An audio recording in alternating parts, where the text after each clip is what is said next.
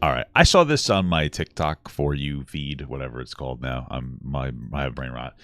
And I don't remember exactly what it's about, but I remember like, I want to save this for the stream. So let's give this a watch. It says here, I think it's from like an account that doesn't like liberals, but it says liberals want free money without contributing to society. Now, I'm not like a super conservative, but I remember like this video was like ridiculous, but. Hi.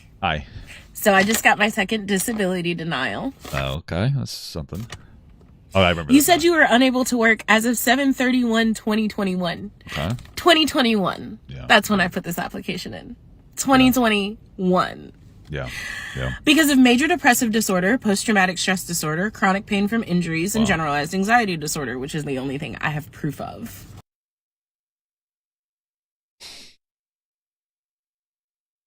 So now I remember exactly why I wanted to pull this on. Because she self-diagnoses a bunch of her own problems. And we have to really push back on self-diagnosing your own issues. If you feel like you have a problem, you should go to a therapist. Now, not everybody has the ability to go to one, and I do understand that, and that can be frustrating. But two things. One, she apparently went to the therapist to get her diagnosis for her one thing, which means that she has the ability to go to a therapist. And two, we cannot operate as a society that self-diagnoses. We just cannot. You're not a professional. You can't diagnose yourself. You need to get like an opinion from somebody who actually matters. It's not hard to look up anything. Like, look at this. It's not hard to look up anything and think, oh, I have that. This is the symptoms of autism. Let's see. Let's look at the symptoms of autism. Social communication challenges. This one is too like long. Okay, I can't read because I have autism. Apparently, I'm self-diagnosing myself. Avoiding eye contact, not responding to their name, avoiding eye contact, not smiling when you smile at them, getting very upset if you don't like a certain taste, smell, or sound. These are very like generalized things that we're saying here. So when a professional hears something like repetitive movements, such as flapping your hands or something like that, a professional will be able to be like, oh, okay, I'm seeing how like the behaviors are displaying, and you have to have a certain number of these symptoms or identifiers in order to get diagnosed. But an adult can be like, oh, has problem communicating with their peers. Oh, I have that. Oh man, I'm always, and you're just really on your phone the whole time. It's easy to look up anything and be like, I have that thing. Like ADHD is another like fake one. Here we go. Here are the symptoms: being unable to sit still, especially in calm or quiet, constantly fidgeting, being unable to concentrate on tasks. Every TikTok person that has ADHD, and I actually have it, this is what they're. I can't sit still. Excessive physical movement, excessive talking. Women, am I right? Being unable to wait their turn, acting without thinking. That one's so real, bro. Damn. Interrupting conversations. I do that all the time, but it's because I forget my point if I don't immediately speak. Anyway, the point is that you can look at any of these symptoms and be like, oh, I have ADHD. Oh, okay. I mean, this is the generation of people who thinks that when they have too much farts, they have fucking stomach cancer. You know that's true. People are always like, oh, WebMD was like the greatest gift and also greatest curse of our generation. All right, my wife will have like a belly pain. Like, you think I have fucking bone cancer? Like, Jesus Christ. Like, you guys are psychotic. You need to go to actual doctors to get a diagnosis. She's self-diagnosing a bunch of issues. That's just the reality. What did she have? Chronic fucking liar disease? What was it? Chronic pain from injuries and generalized anxiety disorder, which is the only thing I have proof of. Yeah, it's generalized anxiety disorder. Listen, I'm sure that she struggles with that. But at the end of the day, like, you kind of need to get your shit together. Generalized anxiety disorder is a condition of excessive worry about everyday issues and situations. Listen, I don't know the degree of her disorder. See a counselor to help you move through that issue, because at the end of the day, you have to still move through it. There are going to be problems that you have in your everyday, and you need to work on them to help you function. And just opting out and saying, I'm on disability now, I can't do anything, that's bullshit. Disability exists for people who cannot work or function, that like legitimately struggle intensely with their day-to-day lives in like very particular ways. Okay, you can't just say I have disabilities, I shouldn't have to work. Like, chill the fuck out. You're gonna see more and more disabilities as time goes on. Okay, so knock it off. It's fucking crazy. However, based on evidence in file, we have determined that you can adjust to other work. Yeah, sure. Okay. Well, yes, I can. And that adjustment makes it physically, literally impossible impossible for me to make enough money to fucking survive. Then how have you survived without working so far? I'm not trying to be rude because, like, listen, there's a whole systemic conversation to have about how we need better welfare distribution. You already know. UBI, replace welfare with that, blah, blah, blah, blah, blah. But at the end of the day, like, I find that interesting. People are like, I haven't worked in a year because I'm trying to get disability. How can I possibly survive? You seem to be doing it. I mean, come on, you know? I just need help. Okay. I'm not, like, that's the crazy thing, is that I'm not even asking to stop working. I just need help so that I can live. You seem to be doing all right. And then the crazy thing is that my entire work history is proof that I cannot work.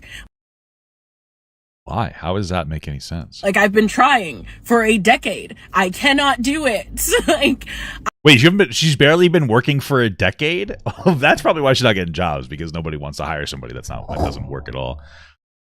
Bro, the fact that you don't get a job doesn't mean you can't do it. Like, there's somebody in my family who just doesn't want to work, and they want to live off the system, and they're capable of working.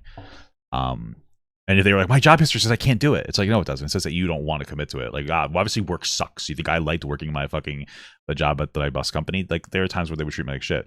You know what I mean? Like, it's unfortunate life. And that should change, but, like, the system's not going to magically change. So you can either get your shit together and tough it out and, you know, try to better yourself and, you know, get a job and maybe go to school at the same time or get a trade at the same time, which is what I was doing towards the end. I was going back to school for computer science until I got lucky and did this. I was able to, like, make a living out of this. Or you can fucking fail, and then you can sit in your car making TikToks crying about how life is unfair to you, and then, like, at the end of the day, like, you're just not gonna succeed in life. You have to get, sometimes you have to get your shit together. Sometimes you just got to get your shit together, man. I literally change jobs every 3 to 6 to 9 months. Why? Because I get overworked and underpaid and overwhelmed, and I either get fired because I'm not performing, or I have a complete fucking mental breakdown, end up in the hospital, lose everything, and have to start completely from scratch again. I don't know. See a therapist. So now that I've adjusted to... yeah, she probably is riding unemployment on and off. Yeah, sure. Not allowing myself to be overworked. Okay.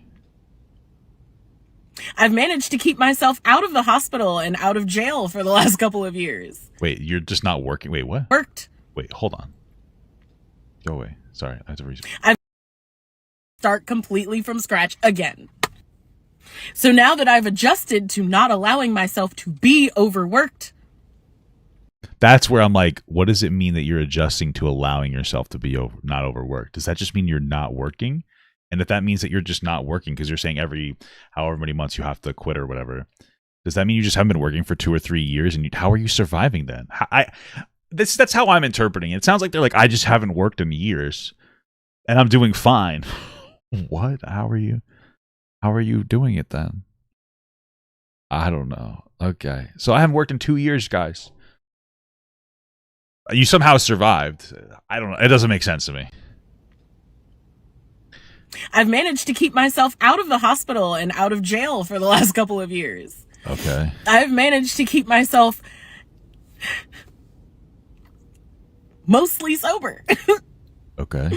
I haven't been binge drinking like I used to. Okay.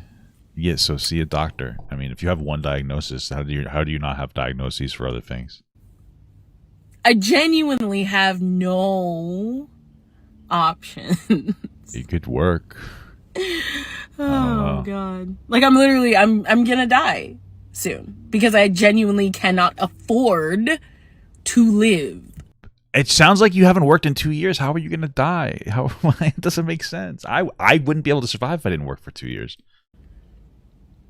I don't know, man. Listen, at the end of the day, this is one of like the fundamental biggest issues is that we're in a generation of people who can use the mental disability as an excuse for everything. Right now, it definitely makes it harder. Again, ADHD, blah blah blah. We get it. It's had an impact on my life, but at the end of the day, like you can like, there's 2 different mentalities you can operate with if you have an issue like that. Either one, you operate where you don't want anybody to judge you based on that issue, so you do your best to function in society. Those people are going to succeed. Yeah, it's more of a bootstraps perspective, but at the end of the day, it's better for you mentally to have a bootstraps perspective on an individual level. Or you can just blame everything on your fucking issues and not try to manage them yourself and then just be a fucking failure. And like, you know, it's easy to be like, well, I have a mental health issue. And then like, that's it. Like we what do you say to that? Oh, well, I can't prove yes or no, but I don't have to. Here's what I know. The system can be flawed. It can be difficult to get on disabilities. Absolutely. This person seems like they're functioning just fine. Seems like they go and they work a job for like 9 months and then they have like a mental breakdown. And instead of trying to manage that by going to like a therapist or something in some capacity, which is generally easier because I think Obamacare still exists, but it seems like they've gone to get a diagnosis, so they should be able to go back to the doctor. They decide to just like quit. They can't do it anymore. They're overworked. They're this, they're that.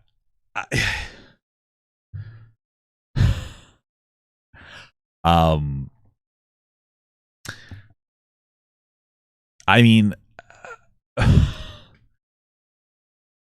I cope. I don't know. I don't really know what else to say, man. It's just like, you know, you can make as many excuses as you want, but at the end of the day, I think that if you really struggled this deeply with all these issues, you would probably be able to get these disability services. It can be hard to get those disability services, but at the end of the day, like, you know, you can either rise or fall. You could live or die. You could fail or not. You seem capable. It just seems like you don't want to be capable. So I don't know what to tell you. I want Papa Gut to pee on my face, but just as a friend. There's nothing weird about that. I want him to pee on my face.